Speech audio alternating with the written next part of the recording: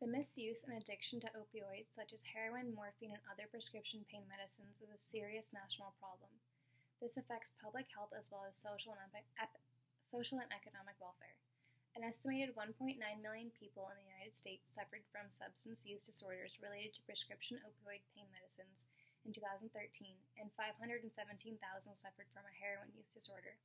This issue has become a public health epidemic with devastating consequences, including the rising incidence of newborns who experience neonatal abstinence syndrome because their mothers use their substances during pregnancy, and also the increased spread of infectious diseases such as HIV and hepatitis C.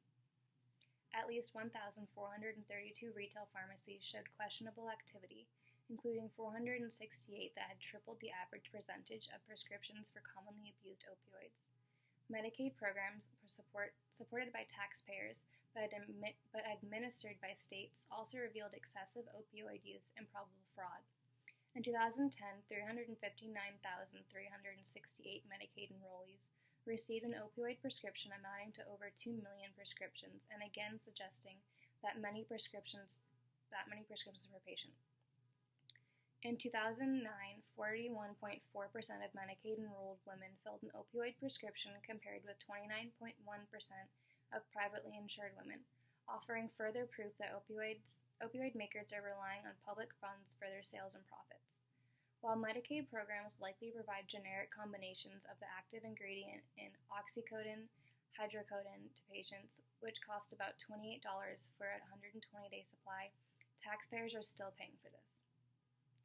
Although opioid medications have a legitimate role in the treatment of acute pain and some chronic pain conditions, it is clear that they are often overprescribed or are prescribed without adequate safeguards and monitoring that their misuse can have devastating effects.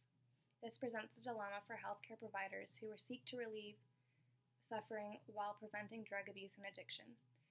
We are in the middle of an opioid and heroin epidemic, which is killing several, with the increasing numbers of Americans at an astonishing rate is only rising.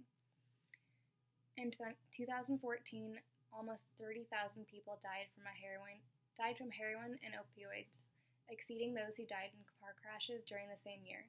Prescriptions from opioids have risen by 300% over the past 10 years and fed the heroin epidemic as the tolerance of opioid addicts surpasses their allotted prescription dosage. Most people know there is a prescription painkiller epidemic underway, but few realize how much the government is enabling it, how much taxpayers are subsidizing it, and how this is the root cause of the current epidemic, and something needs to be done about this.